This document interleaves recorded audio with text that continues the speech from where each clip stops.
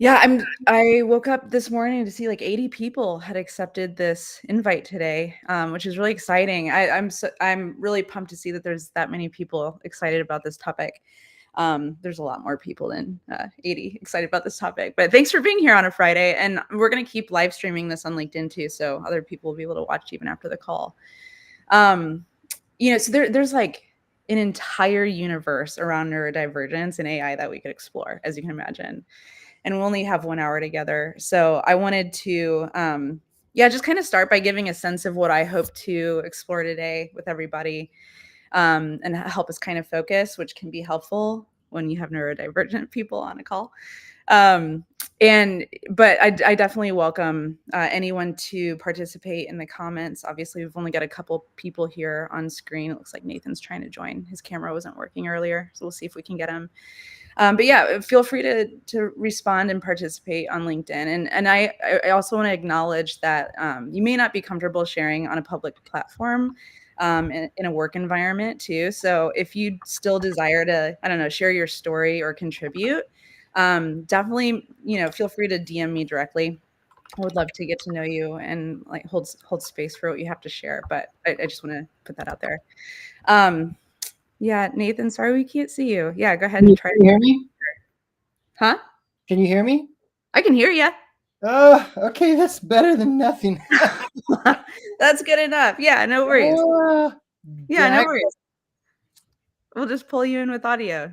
Don't worry about it at all. we did all of our tests, and my video was showing up, Hey, you're and fine. not, but you can hear me. So, We can hear you. You're good. Well, okay, perfect. Welcome. Yeah, welcome everybody. Um, I want to start with just a quick introduction to who I am and why I care so much about this topic and why I've pulled you all into this. From there, I want to define what neurodivergence is. I think we all have some sort of understanding as to what it might be if you're here interested. But I want to make sure we're exploring it coming from a similar page. And then from there, I really want to open up space. I want to create a container for us to explore the potential AI can have on neurodivergence.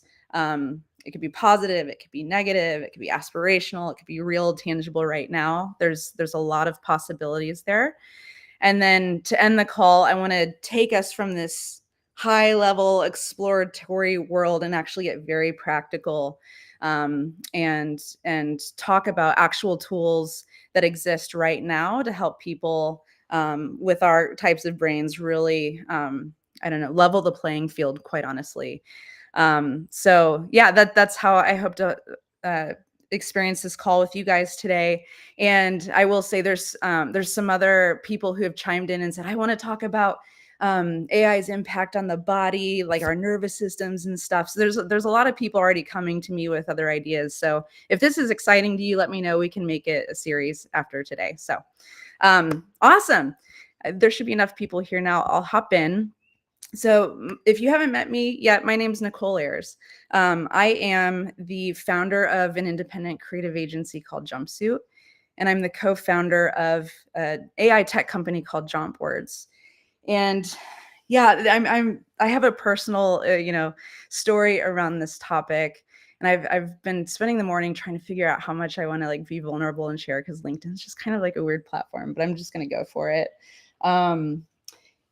I recently, I would say within the past year, acknowledged that I am neurodivergent and consider myself to be ADHD, which is a little bit autistic and a little bit ADHD. And the way that I got there was my younger sister started experiencing some health issues about 3 years ago. She went to a ton of different doctors, and they found that she had a series of comorbid disorders. Comorbid just means multiple exist at the same time with each other. So that was EDS, POTS, mast cell activation syndrome. And those disorders typically also show up with people who are on the spectrum. So my sister ends up getting a diagnosis of autism and ADHD. And she came back to the family with this information. She was like, my doctor said that our family should look into this too, because there may be other people in the family experiencing similar things. And it became very apparent to us that our mother is autistic. And so that really explained a lot of things about our childhood. And it was very, like, just quite frankly, an emotional ride that we all went on together. But the whole time, I personally was just like, that's not me. I was very closed off to the idea of exploring that for myself. And I think part of that was because of an old, like a archaic, outdated understanding of what neurodivergence is. Um, a lot of like what we see in the media really just looks at people who need extra support.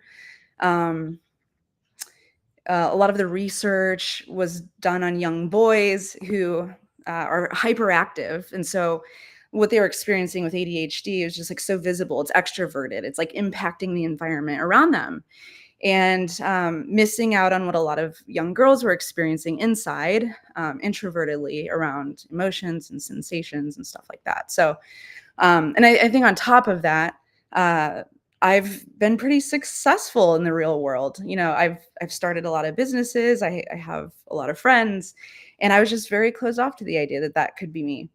And and then, yeah, I would say a couple years ago, maybe a year and a half ago, I got like hit with some anxiety and depression that I just cannot get out of, and that was pretty uncommon for me. And I was just like waiting for it to go away, and it wouldn't. And I started for the first time exploring if I should get out on an SSRI, which is like Prozac or Lexapro, some sort of medication to help with those things. And I don't know. For me, I was just like, I was doing a lot of research, and I was like, I don't know. My emotional range is just like kind of in the middle. Like, I didn't want to take anything that would prohibit me from experiencing more joy or more sadness, because I don't know, I felt like I needed more of that range in my life already. And so for me, I decided to try microdosing psilocybin, which is a psychedelic. And within 2 weeks, I was regulated again. No, I'm not saying that that would work for everybody. And I'm not condoning the use of psychedelics if that's not your thing or illegal in your state. But like, that's what worked for me. And that really opened my mind to trying a bigger dose. And so I took a bigger dose. And for the first time in my life, I experienced the dissolution of the ego for a period of time. And that really opened me up to hear what my sister had to say. So I called her, and we had a 3-hour conversation where I was like, okay, tell me everything. Tell me what you're saying about me. Tell me what you know. And I just listened and wept um, and realized there were just a lot of things that just started coming together for me. For instance, my aversion to strong food sensitivities. I eat like a child. I'm like, give me a grilled cheese. Give me something that's like so simple and not overwhelming for my palate. Clothing sensitivities. Like an obsession with my calendar and with time, and it like really some rigidity around plans changing. And the biggest thing for me was just what was going on with my nervous system. For my entire life, I had always moved. I was stimming, I was ticking, I was tensing muscles nonstop. And that's just what I thought my normal experience in my body was. I mean, I was 40 years old, at 39, I guess, at that point in time. And that was just normal for me. And all of those things really brought me to the awareness that I do fit in this category and I should go down this rabbit hole for myself. So I did. I read a lot of research. I got connected to a lot of good materials from folks like Gabor Mate, who connects neurodiversity to trauma. And again, another universe to explore. But I hopped into trauma therapy. I did a lot of work on my nervous system. Somatic therapy is what it's called. And it was so funny. I was like doing like 101 level things where I'm like, okay, what does it feel like in my body? What does an emotion feel like? What are my sensations? I was so disassociated in my mind all of the time. And I know people on the call who experience ADHD probably can relate to what I'm talking about. It's like I had to remember that I had a body. And I had to go through a ton of practice just being comfortable existing within it. So anyway, I could share so many more details with you around that. And definitely, if you guys have anything to contribute, feel free to share around those things. But it changed my life, and it changed the way that I perceived the world around me, the relationships. Neurodivergent people tend to be drawn to other neurodivergent people.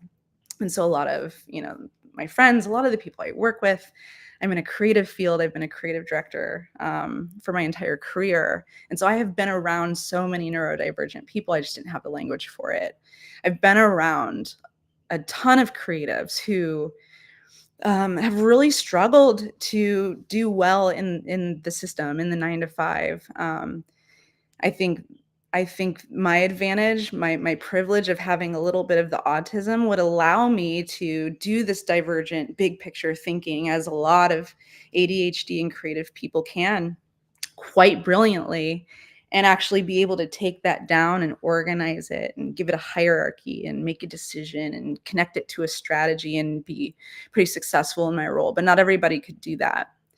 And I think I was a unique creative director in the sense that I could spot someone's genius and build a system around them and build the kind of support that they needed. But that didn't always work. And I watched a lot of friends get fired, get laid off because they just they didn't fit.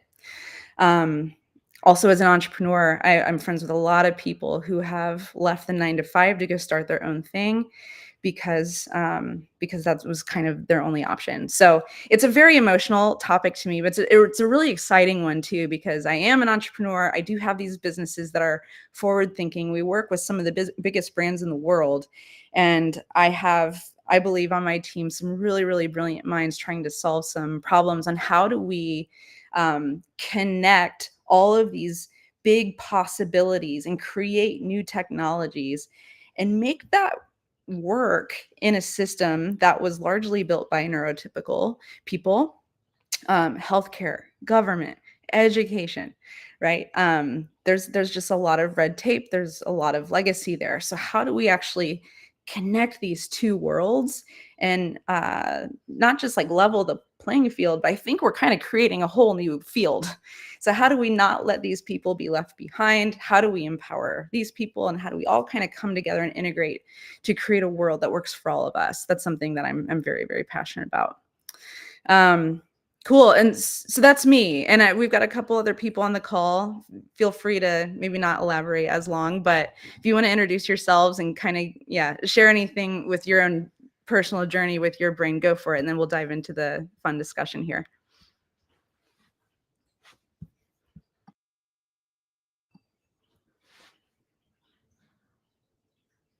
Fletcher, you want to go? I thought Nathan would go first. So Fletcher Greneman, co-founder with Nicole on John Boards, worked with Nicole for 12 years or so. So we've been connected, and both very entrepreneurial, I'd say. But I'd say I totally agree with what you're saying. Where there's I have a list of 80 ideas that I want to pursue and move forward with, but then just finding the time to really zero in on one of them or pursue one of them fully is always kind of actually it's kind of fun for me. I guess it's not like a frustration. It's just it's enjoyable to have a bunch of ideas. Maybe I've been able to activate enough of them so it doesn't feel like a frustration. But I know a lot of people who just feel frustrated with the fact that they have a bunch of starters in their head, but nothing to be able to activate those. And I could definitely feel that being a frustration. But yeah, no, I like your story, and I won't go into much detail. I'll be on later to kind of talk through some of the practical steps to make stuff happen. Yeah, awesome. Nathan? I can't hear you. I can see you now, but I can't hear you. I don't know. James, you want to say hi? Yeah. Hi, everyone. James Webb. Yeah, Nicole, I mean, everything you've said, I've had similar experiences, and I living with undiagnosed ADHD, but I'm sure I'm there's a lot of questions to be had about like the current state of the workforce, and even me living in it and kind of creating my own thing and being a freelancer for most of my life has been such an interesting experience. And I very much relate to everything you were saying. So thank you. Yeah. Yeah, glad you're here. And Nathan, hopefully we can hear you maybe. Oh no. It's okay. We feel you in spirit. Listen, if you're able to work it out, just like come back on and interrupt us at any point, but I'll just kind of keep rolling on. Yeah. Okay, cool. So yeah, I guess what I wanted to spend a little bit of time doing together is make sure like we know what neurodivergence is, and then apply just some sort of like explore it with the lens of AI. What new possibilities does this open up for us, as well as what new problems might it create, right? Neurodivergence is simply when someone's brain processes information in a non-typical way. There are a series of disorders that are associated with neurodivergence. ADHD, autism, you've heard me talk about those. Also OCD, dyslexia, Tourette syndrome, and we're just probably going to discover more things there. And like things like gender and sexuality, neurodivergence is on a spectrum. So you can have an experience where you have a combination of some of those. Maybe you have like you're a specialist in one of those and you need a lot of support, or maybe you've been high functioning like myself most of your life. They call that masking. You learn coping mechanisms to just blend into the world and make things work for yourself, right? So like there's just no way that in an hour or in a lifetime we could fully paint the picture of the neurodivergent experience. So I want to be really clear about that. So as I speak about it, this is going to come from my own point of view. And again, I encourage you all to share your points of view as well, because it's really helpful to people trying to understand it. But typically neurodivergents are the people who are thinking outside of the box. They're looking for ways to get around the red tape. They're innovating, they're creating, and a lot of times they're pushing us into new ideas and new states, new philosophies and new states of consciousness. Neurotypicals keep the world going round. It's estimated that like 80% of the population is neurotypical and 20% is neurodiverse. I anticipate we may see that number change for various reasons, but that's kind of, I guess, the generally accepted idea right now. And like thank God for neurotypicals for building systems and keeping us grounded and helping the world go forward. But I think over time there's really I've felt a lot of I don't know, kind of like separation between the two. And I think this is a personal philosophy of mine. I feel like for a lot of things in life, we've had a binary or like a dualistic working way of looking at things. So even using the term neurotypical versus neurodivergent, like I'm feeling strange about it because it is a spectrum. And I think however you categorize yourself, like I would just say there's a ton of deprogramming that we probably all need to do, whether we're leading companies or we're individuals trying to figure this out for ourselves or the people that we love. So definitely like research, do the work, talk to people, try to better understand their experience. It's only going to help us all. A couple more stats I'm going to throw at you though, just because they're interesting. Entrepreneurs, founders are up to 500% more likely to be neurodivergent. There are certain careers that over-index with neurodivergence, and that typically are people who are creatives, developers, other roles in tech that can really flex their muscle and pattern recognition. So that could be like a data analysis or cybersecurity. But all of those things that I'm describing right now are very futuristic kinds of jobs, right? We're creating new companies, we're creating new technology, we're creating new types of creative. And with AI coming in to empower that, this is where I believe it's going to help us level up and be able to better exist in the system around us, but I think we have the potential to create an entirely new way of working. And so that's where I kind of want to open up the conversation to you, Fletcher. Hey, Kyle. And yeah, I mean, just what are you sensing? What do you envision? What do you picture? I don't know, as you're falling asleep at night, about what AI is going to be able to unlock for brains like ours. Yeah, definitely a loaded question. I would say one thing that we've been talking about a lot recently is these moment of inspiration that we typically get privileged when we're on a project. I think where if you're working through a project, working through some problem, you usually have a moment of inspiration the moment you kind of get introduced to the project, and then a bunch of research is done. Maybe it takes a couple weeks or so, and then you kind of have another moment of kind of inspiration of like, oh, how you could solve that better, and then you have to go in and kind of start putting those together, put them on paper, or start to kind of like, I don't know, discover them. And you have to go through a lot of iterations of misses, and then you finally, maybe find something that it makes your mind, oh, that makes a lot of sense. And then it gives you another moment of inspiration. So assuming that there's like 5 good moments of inspiration on every project, something that we have found as we've been using AI in our workflow and figuring out how to integrate it into our workflow where we are sped up and brought to maybe a higher spot by using it, is that actually it's speeding up the entire process, which is bringing these moments of inspiration closer together.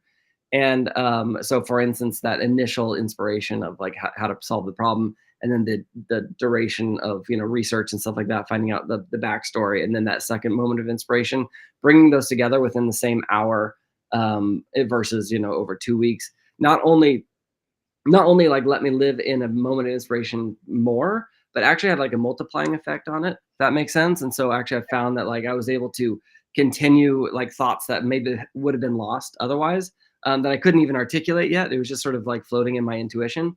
And then as we're starting to see also even the creation of some of the concepts, or even like kind of discovering the dead ends, but making those happen more rapidly so that I can get to like concepts that feel like a good solve, again brings that third moment of inspiration even closer, and then you like get this multiplier, if that makes sense. And I feel like we're discovering, I don't know, bigger, we're reaching further, I think, than I could, at least in the past, because of I guess moving those down times, and kind of removing those, and getting inspiration closer and closer. Does that make sense, Nicole?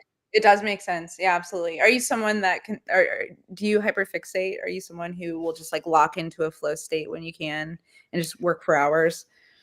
Yeah. Oh my gosh. Yeah, absolutely. I mean, we sold our house and bought an RV and traveled the world for 3 years, or America, the world. I didn't drive over the ocean.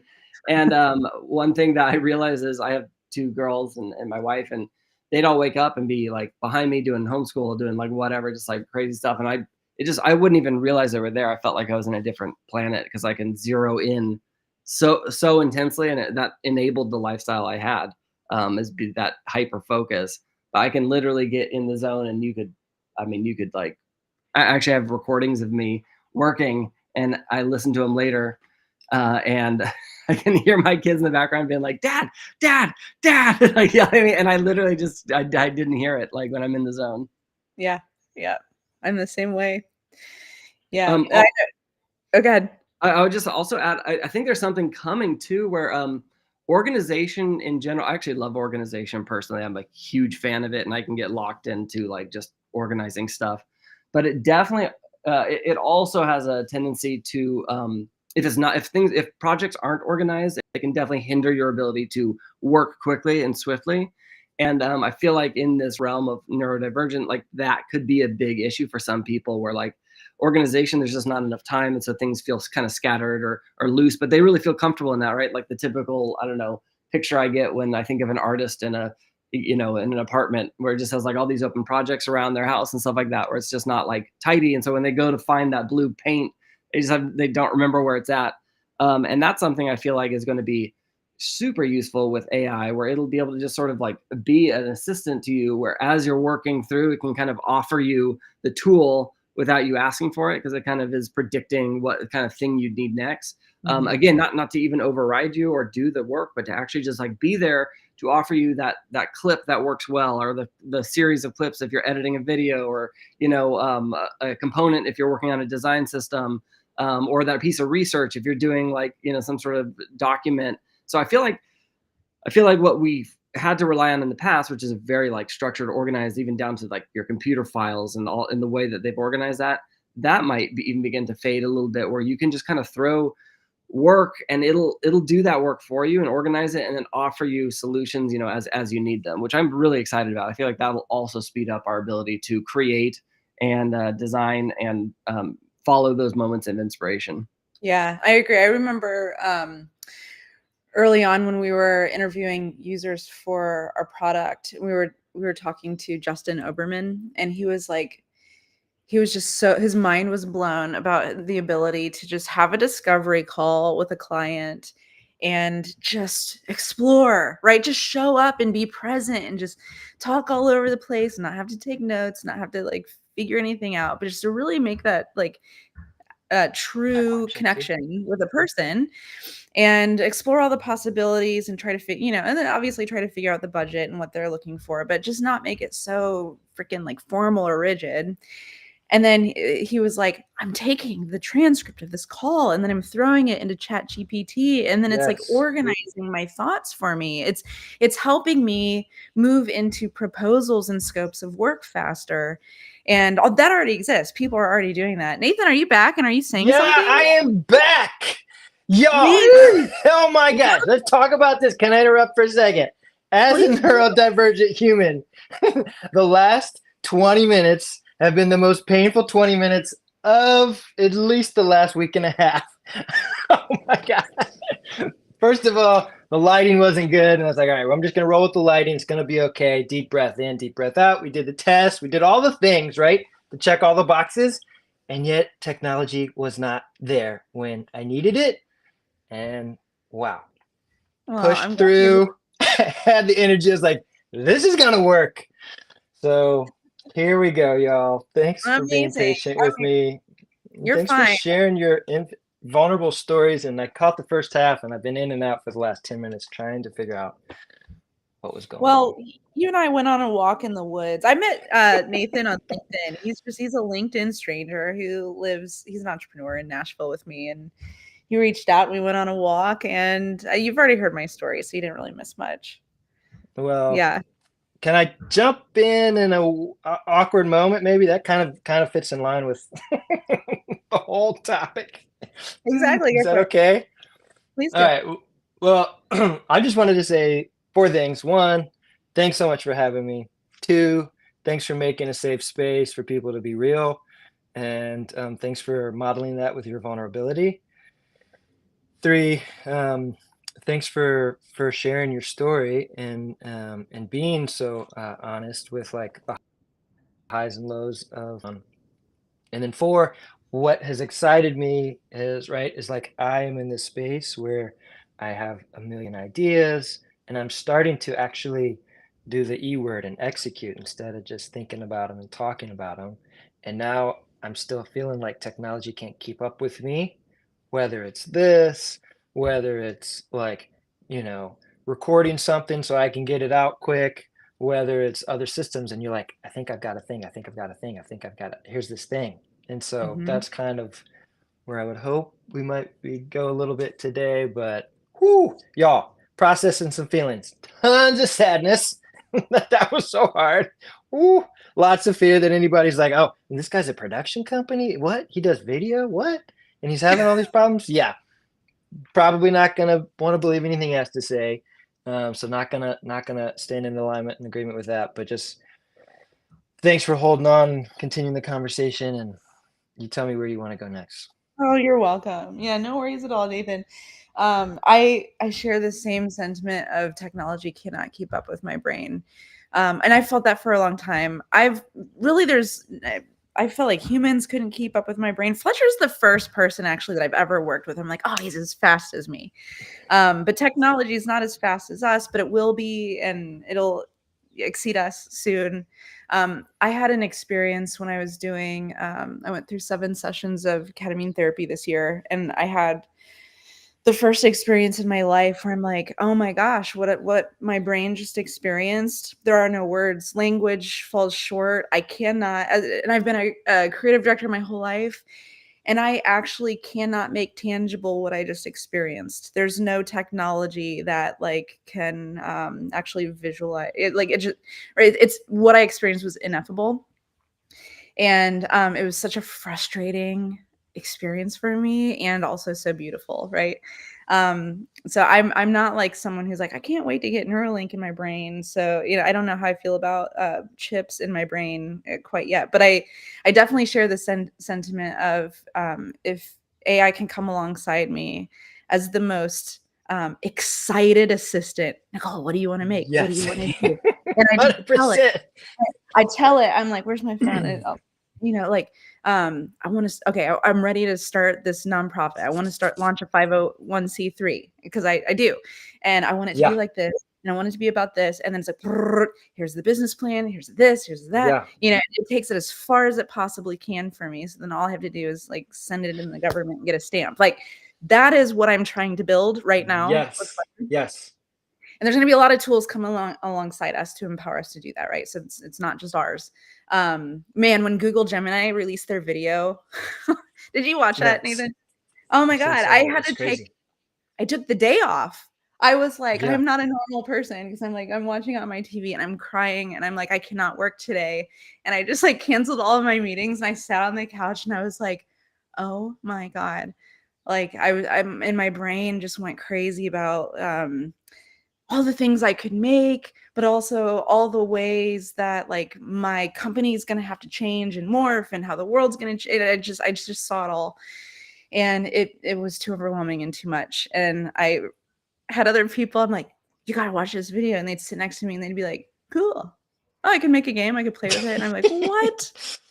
Oh my God. The gap is huge, right? The gap is huge. And Yeah. it always will be. There will be people. I have friends and I love them so much who are just like, fuck AI.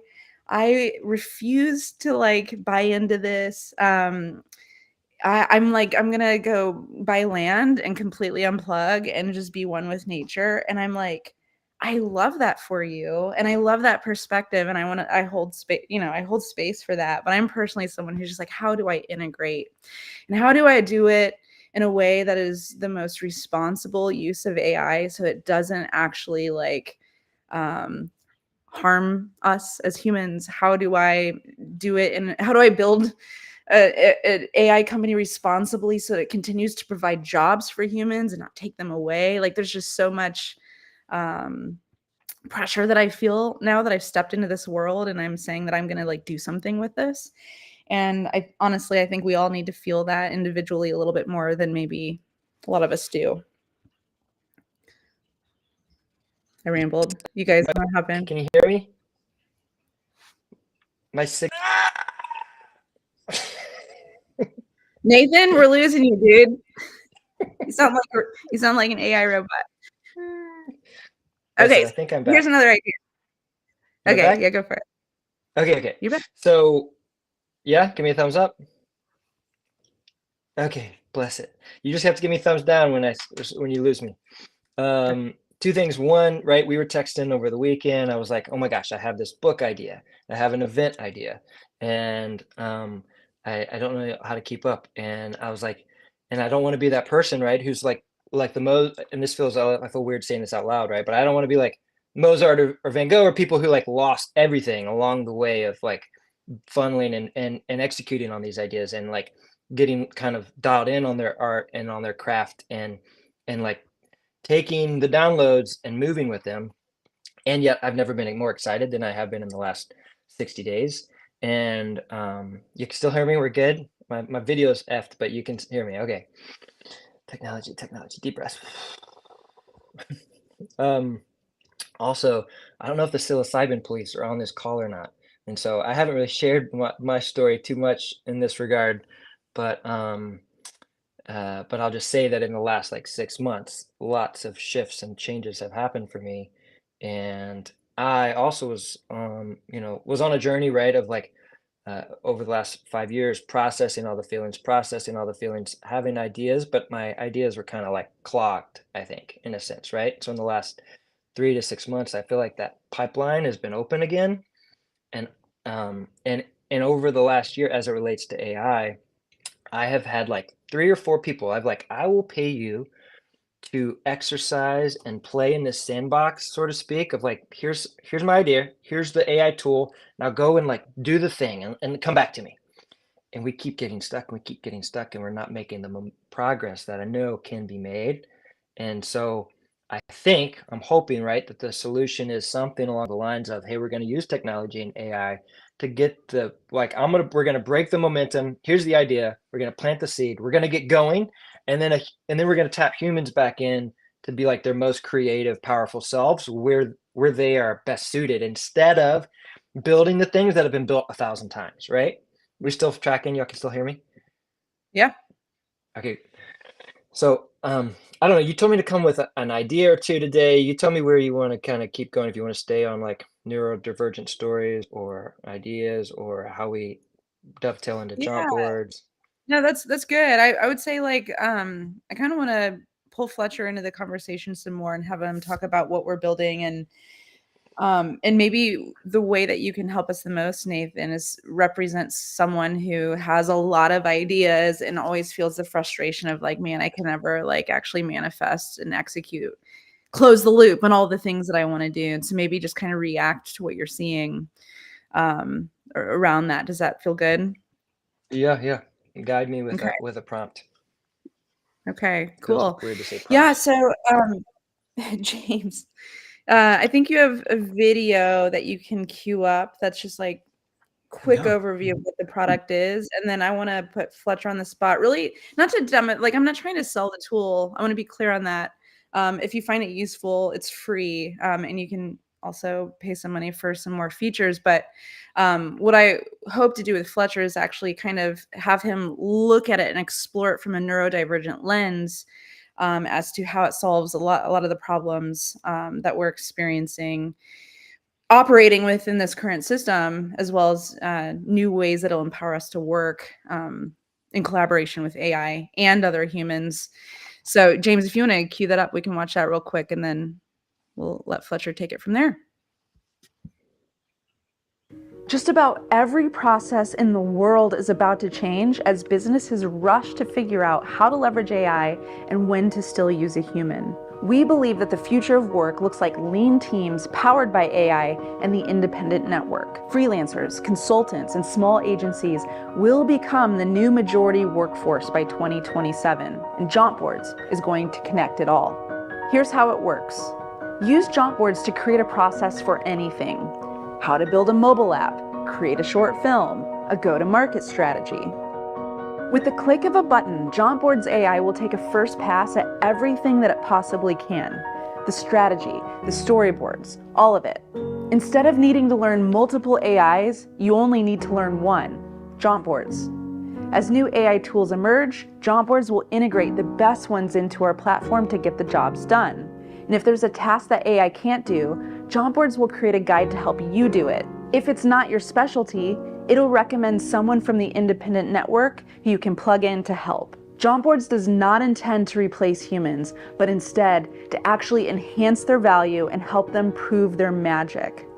As humans input their strategic or creative feedback, JauntBoards becomes a powerful assistant, instantly cascading those updates throughout every subsequent deliverable. This level of transparent co-creation between AI and humans will save companies weeks of time and thousands of dollars across every single project. To date, 70% of projects don't get done. This is a $1 trillion problem, and the number one reason why is lack of process. With JauntBoards, getting any project done will feel like a jaunt, especially when we can take it from idea to completion in 10 clicks. In an ongoing effort to create responsible AI, we're obsessing over the following. 1. Collecting data over what jobs AI can and can't do better than humans. 2. Creating a pipeline of work to the independent network so humans still have jobs. 3. building an analytics platform to address future AI ethics and governance issues, such as how much of a company's work is still going to humans.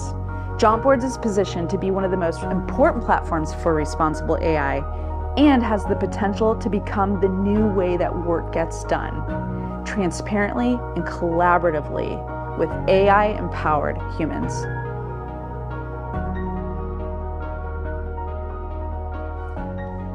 So exciting. I want to learn more. I want to learn more. I want to learn more. Let's do it.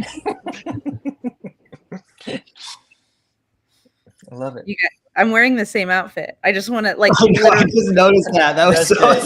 That's so great. How embarrassing! No, Oh, I think it's thought it was cool, right? like Because the you figured moment out what somebody works was for you. It's another neurodivergent thing. I really wear the same like 3 outfits over and over again. Yeah, Okay. me too. Anyway, thank you. All right, you gonna pull up your screen, Fletch? Awesome. Yeah, I'll jump right in. Wasn't sure if you wanted to conclude that with anything. No, just dive in. We got 20 minutes. Okay. Awesome. Yeah. Well, usually I kind of do a very different type of tour, but I wanted to jump into some of the topics we were talking through. One was I feel like when it comes really practically into taking conversations you've had and turning them into work. It could be your own conversation. It can be a conversation with a potential client or someone you're working with. And then there's like this transition where you take this like kind of just conversation and turn it into something that you could actually sell and then do and actually like make money from. And some of us are good at doing that or have a team at least around us that can kind of help define that. But I wanted to showcase one thing that we just recently realized that JontBoards can do pretty well. You saw in the demo how you can create a board, which essentially a JontBoard is a linear process of phases and milestones each have a deliverable. And how do you get there though? We actually noticed too when we launched this that unless you were a seasoned professional, you hadn't yet got to the point in your career where you had really distilled what your magic process was so that you could do it on repeat. You just still felt like you were a magician and you put a quarter in one ear and then the project came out the other year, which actually gave you a heightened like anxiety because you're not sure if magic was going to strike again the next time you get asked to do the work. And also it doesn't allow you to pitch with the confidence it takes to, achieve a 6-digit whatever, SOW, because you're kind of doubting yourself as well. So as you grow in your own like skill set, really documenting what is the process is super critical to grow and actually scale as a team or grow and sell bigger work. But we found that, especially I think with neurodivergence, it's hard to like take the time to take that inspiration or that thought and turn it into some linear process. So you saw in the video how you can literally just type in anything and this will generate a best-in-class process for you, again with the intention that you can steer it and you can edit and modify it. But it's incredibly powerful and we've been using it for a million things and we'll come back to that in a second as well. But what I want to show you is this ability to build a proposal pretty quickly. So I'm going to go in here and we're going to create a proposal for Google, whatever. But I've recorded, this is a transcript of a conversation I was having about a potential project. I'm just going to copy the entire thing and I'm going to paste it into this JontBoard thing. And so I'm going to hit generate.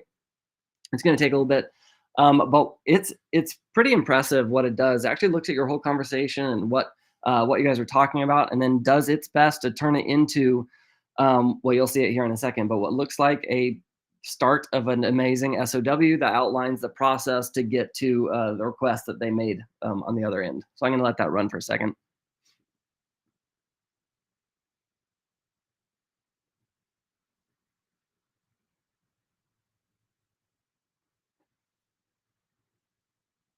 Okay, awesome. So yeah, we were talking about, they weren't sure if they wanted something that you could access on your phone, and then it turned into a mobile app and versus a responsive website. And you can see it took that input and it was able to turn that into a list of phases. We have a discovery phase. We're going to do initial meeting with the client, budget analysis, market research, and then we're going to do strategy, pre-production, production, delivery. And this it's pretty impressive. I mean, it took, what usually is a huge stumbling block for people that like have conversations with clients or, want to do certain things and don't know where to even begin. Well, this in basically one click allows you to initiate that, build that out, and then begin kind of manipulating that as you want to. So I can go in here and obviously edit my phases and milestones, and continue to add or tweak it, or even work with the client to kind of like customize this, or find out areas where like, oh, you know what, the client's going to actually do the recommendation proposal, so it's client provider, we're going to skip that or whatever. But you can see right away, I'll pause there for a second, because this will be different. I'm not going to just blow through the whole product, but we feel like that is such an interesting like way to capture ideas. And again, you can do it with yourself too. You could just be like kind of brainstorming ideas or what you want to start, and then just stick it into an active project or proposal, and then it just builds for you what that process would look like to get there, which is pretty cool. And that's if you can't think of the prompt. If you're just like literally brainstorming, you're up at night, just record it, and then take that transcript and put it in, and it'll turn it into a linear process for you to follow. Yeah, a couple of things that I want to point out here. Having been someone on the agency side forever, like the goal is always to be able to get the client talking about what's actually in the SOW. So you're a little bit closer to closing that deal. Yep. So the ability to do this together collaboratively on a call, or immediately follow up within the next 10 minutes or hour and say, here we go, let's keep going. That is a huge deal. The other opportunity this opens up is you've got all these people who are leaving the 9 to 5. I didn't say this yet. I say it on every call I'm ever on. By 2027, over 50% of the workforce will be independent. You've got all these people who are just, I'm just a UX UI guy, or I'm just a video person, right? But to be able to go to a client that trusts you and say, hey, here's your bigger initiative, and here's how to get it done, and I can fulfill this piece, but here's all the other things that you'd need. Do you want to collaborate together? Do you want me to go pull in a couple other experts that I already love working with and compete with a big agency? All of a sudden, we've turned freelancers into agencies. Yes. And not to say that this tool couldn't help a big agency. It absolutely can. But it allows you to level up immediately, come across professional, and obviously build the structure. But what you're seeing here is you can even ask AI to customize it. It looks like Fletcher's trying to add a workshop there. You can even ask AI to say, hey, the client said they've got a $300,000 budget, $30,000 budget, doesn't matter. Make recommendations across this entire process of timeline and budget for each deliverable. And it doesn't mean it's perfect, doesn't mean you'll love it, doesn't mean you won't change it. But man, to be able to offer that to the world is huge. Can I chime in? Y'all hear me? My signal. All right. I just got off a call before this call with a client, and we were talking about these things. And my hope, right, is that AI and when it's like funneled this way, right, is kind of going to democratize creativity and create more opportunity, right? And that, like, for example, and bring me back if you need to, but I was presenting like, hey, here's some metrics and data on a customer of mine who paid a chunk of change, right, and was getting like results down here in terms of engagement on LinkedIn with their content. And then I showed them mine in the last 45 days, where I finally got over myself and started sharing my story, right? And it's like, this is mine in the last 45 days. I've paid nothing. Imagine if you kind of took some of those resources, right, applied it to a brand, and then had systems like this in place to help amplify voices and stories and brand messaging, right? And what that could do in terms of, like, you don't need publishers anymore to get your story out, right? You don't have to go through the newspaper. Like, there's so many ways that brands, businesses can get their stories out. And if we can figure out how to do that more effectively and efficiently, it's like the sky's the limit in terms of opportunity for small businesses to global businesses. Yeah, absolutely. I love that. I mean, the most successful freelancers and agencies are the ones that are looking at the data and always making new recommendations outside of the scope of work, and navigating that well. I think, Fletcher, there's a couple ways that we can even highlight how AI will help you do that better, and position you to make not just incremental sales, but actually add value. Yeah. All right, keep going. 10 minutes. Yeah, awesome. Yeah, again, I feel like we're kind of also hitting on this client confidence piece that we have found is incredible with this product specifically. Whereas you take these ideas, turn them into something that looks so like structured, and it's like, oh my gosh, this looks like I totally pay XYZ for this. You find yourself pitching much higher bids, and then also like people are attracted to it as well. Like you can find and start networking with people that are willing to come in and maybe run this workshop phase or whatever for you because they see how it strategically fits into a bigger picture. And with that, I actually wanted to talk for a second about just this big work from home movement or people or kind of a new way to project manage. So, what's interesting is the current project management software is all about like telling someone to do something by a certain date. And the way they increase productivity is to be more micromanagey, to be more on your case. Oh, a reminder is coming up now. We're going to remind you to do this thing, or we're going to show you that if you were late, it cascades and makes everything break down in front of you. And maybe that would work in an office setting, but I think with neurodivergent specifically, like that is not the place where they're going to be their most creative. And so there's a lot of people working from home. And the truth is, to get the best work out of creatives specifically, or I think anyone, is to give them autonomy and just show them where they fit in strategically with the overall mission of the project. And from there, they derive their own, like, they drive themselves harder than you could ever drive them, because they'll end up working, overnight. I mean, I know I do. Whenever I'm given autonomy, I'm actually given a seat at the table where I can see strategically what we're trying to do and why we're trying to do it. And I can get access to all the material that they researched before, it came to my hands. I feel ownership in the project in a way that no one else could have ever, made artificially, through some sort of project management software. And so I always do my best work and I do it faster when I am seeing my project laid out like this. And Nicole, I know you can speak to that, but I know you're at Jumpsuit. You've never once used like a Monday or an Asana or a Jira or whatever, because that level of kind of micromanaging, like, hey, do this thing by this date, gets you into a relationship with creatives that you don't want to be in the first place, in my opinion. And I know that's going against a long, a massive momentum of people, working that way. But I have definitely found that the teams that I work with, when there is looser restrictions and it's more strategically mindset and like getting people aligned with an overall goal, everyone does their best work and they do it much, much faster. Yeah, totally. All right. Question. Next I have a screen. question and would love to dance with y'all on that. So 3 things that I've experienced over the last 2 years. One, a lot of reoccurring feedback from me, right, is I need more clarity. I need more clarity. I need more clarity from everybody, most especially the creatives on my team. They need me to create more clarity around what I want, what I envision, what I see, right? Customers needing, hey, where are we going? Where are we going? Where are we going? Can you paint a picture? Right? So finally, over the last 2 years, we've been like extracting what's in here, getting it out, creating some systems, and building a path and spelling these things out.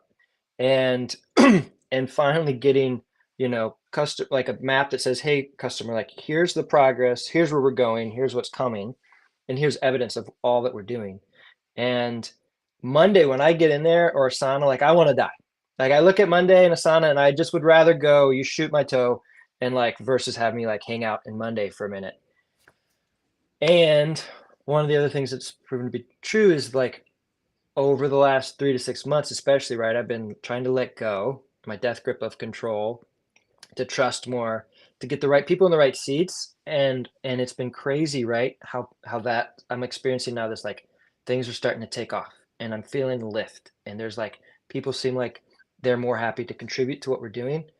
Whereas historically, combination of like that death grip of control and not having clearly defined my wants, needs, and expectations and hopes, customers and clients were getting burnt out dealing with me. And so where, help me, as we've kind of put these systems in place and we've spent a lot of time and resources building these things out, it seems like things are going better. So I feel like I'm missing you in some regard. And so I just want to kind of hear your thoughts on that.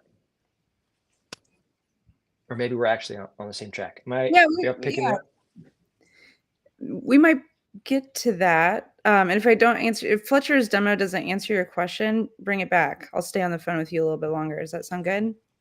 Yeah. Yeah. I get it. I used to be the bottleneck.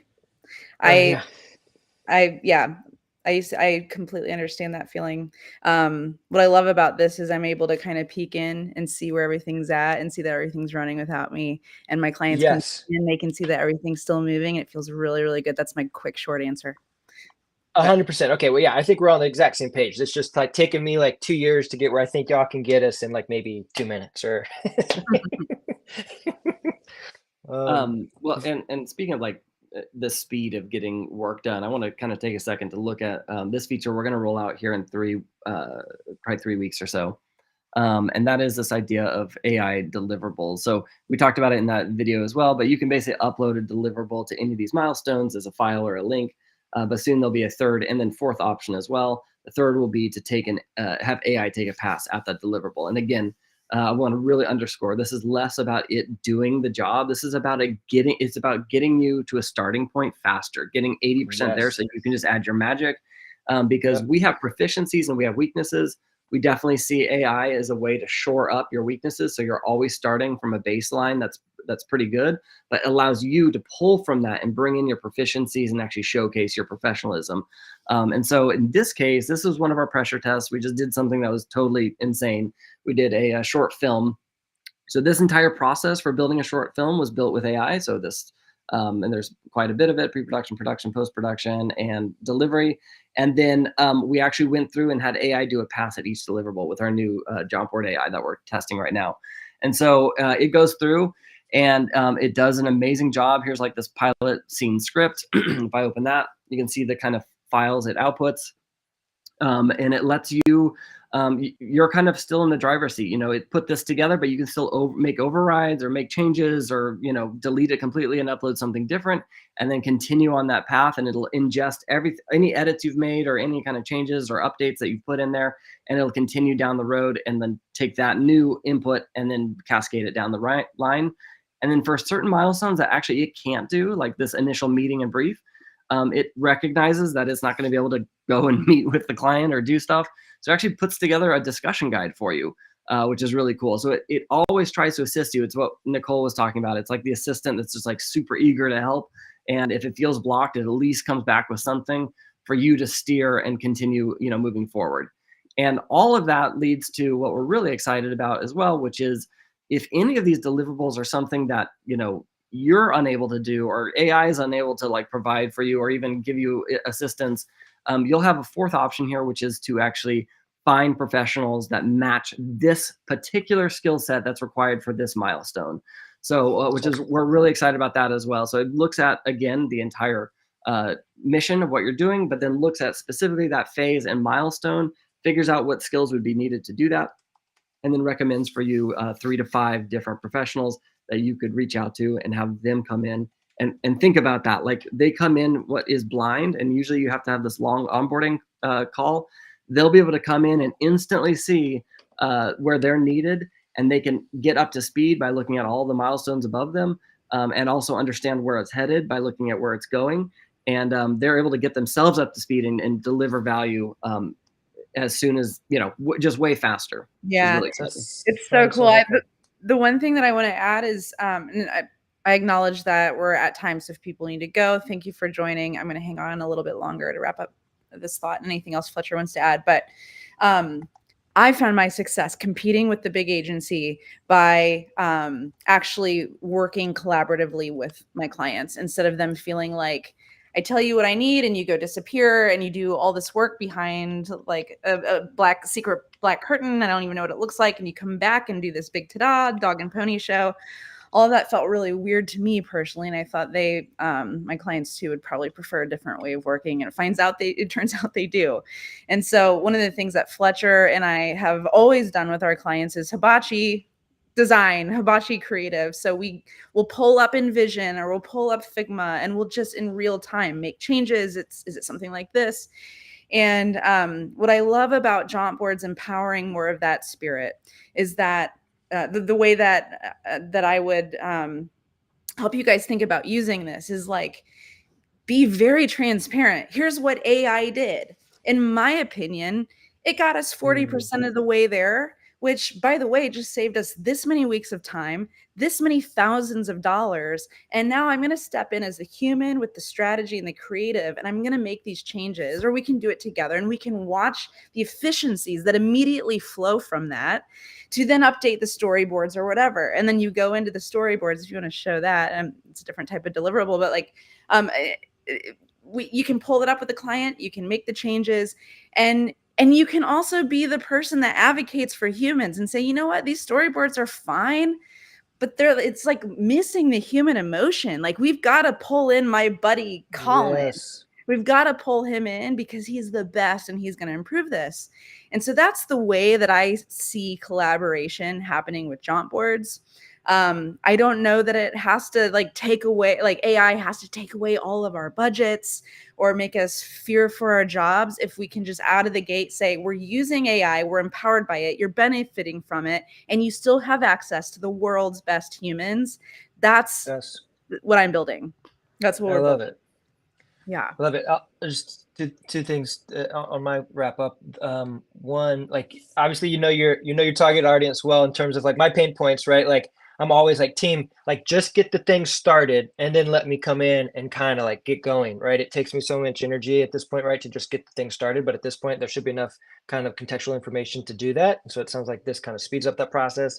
And then I'm always like, can y'all please help me kind of create a stepping board for client to be onboarded, right? Like that's always still a pain point. And then the same thing for creative. I'm like, y'all, we have all this information. We got to create a style guide for this client so that when creative comes in, they're not overwhelmed and it's clear to them. They come up to speed with information quick. So I'm so excited that that's available. And then just throwing this out there, you know, like I've got a bunch of ideas. One was that's I'm kind of comfortable sharing. So at some point, either just the two or three of us, Nicole, or we go next LinkedIn Live, like, you know, to see if we could kind of see how fast and how far we could get in 30 or 45 minutes. I'd love to just throw that out there, whether it's, you know, public or private. So thanks for having me today.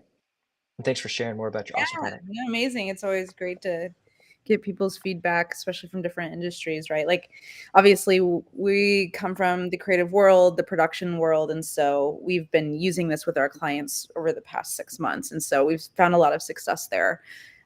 This is a very horizontal tool. There are people who are real estate agents and other type, you know, any kind of industry. They're like, holy crap, I can use jaunt boards to like document my process and make myself go faster. And, you know, that's all possible with this tool, but we're really zeroing in on this industry. Is there anything else, Fletcher, you want to say about the tool? I mean, obviously there's a million cool things about it, but anything before we wrap? Oh man, I mean, one little thing is as you use it more, it actually becomes easier. It starts selling itself. Like you can see here, this is jumpsuits, you know, overview page. You can also embed this, your jaunt boards onto your web page. But you can see as you go through it, you actually can convert your projects into case studies, which are just show that exact, you know, process you took to get there. And then it recognizes which one of the, you know, offerings you had. And so it links directly to, so you can go through as you're using these and selling more and more of them, you'll actually be able to link out to and show people, hey, I've done this before. You can go and explore, see, you know, here's other brand refreshes we've done. So it takes off, I think, also a part that's really uncomfortable for people, which is just that selling. And this becomes a real nice passive way to let people browse your offerings, understand what kind of, you know, giftings you have and all the different offerings you have. Let them explore at their own pace, like different case studies and you know, past examples of you doing that, and then reach out to you and activate that and turn that into more work for you. Yeah, I love that. And the other thing that we've been doing at the end of projects for our clients is, you know, we'll give them this case study, but we'll also, if it feels right, create an entirely new jaunt board of what they should do next. And we say it this way, we say, you don't even have to hire us. Like, hopefully this is helpful for you. You are fully empowered now to do this internally. You could take this as a brief for another agency if they're a better partner or better fit, or you can come back to us. But just simply like keeping them knowing what we recommend next so they have momentum to achieve their goal, and positioning ourselves as just that helpful partner has generated so much more incremental work for us too. So again, there's so many tips with this tool. We've thought about it all obsessively for a long time. But yeah, I mean, it's free to get going. In 3 weeks, when the AI deliverable generator is live, then you'll have to pay some money to get access for that, but it will absolutely pay for itself. Thanks so Amazing. much, Nicole. Thanks, Fletcher. Thanks, James. Yeah, thanks everybody. Yeah, thanks, everyone. All right. Yeah, thank you. Bye-bye. Bye.